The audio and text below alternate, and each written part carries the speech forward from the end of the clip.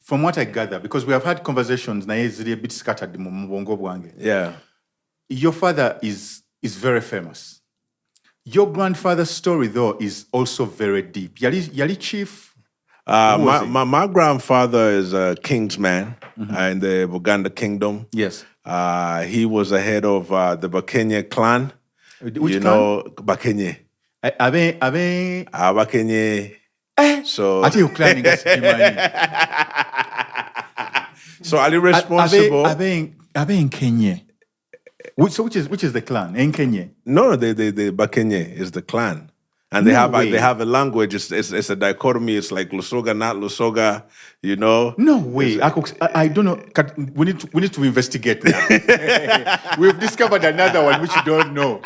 Kuba nsasula kadi y'obwakabaka buli ggulu. Naye ntunulira tribes ezo, clans ezo zonna waliwo check amaso waliwo. You know, and so even us, we didn't know. And Grandpa was telling us the story of how they used to ride bicycles and the Bakenye were kicked out of the clan due to some kingship battles that happened. Someone died and they blamed, and so they had to run out of the palace. And then pretend like they were not the ones, you know.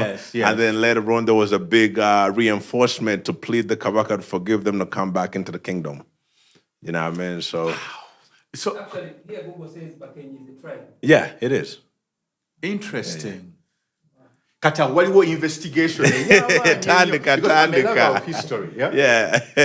And whenever we have met, we have talked about spirituality. We've talked about history and how things come to be. Yeah. We have dived deep into linguistics, semantics, basically culture. You're named into Zimba culture.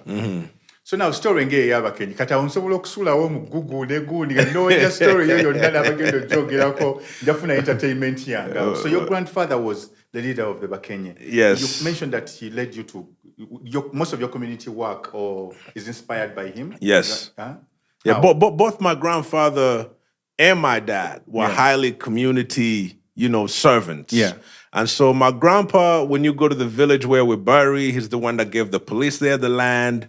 The hospitals that are there, the clinics, right? So he had so much land on that side that the community was built in his frame of design by offering access. Yes. Right? Yes. And so at the end of the day, so he had so many places it could take you.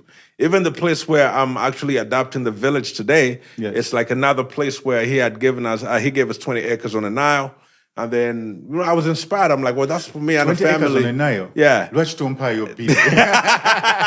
Mpa yo bili. Jakuba steady. Netereze.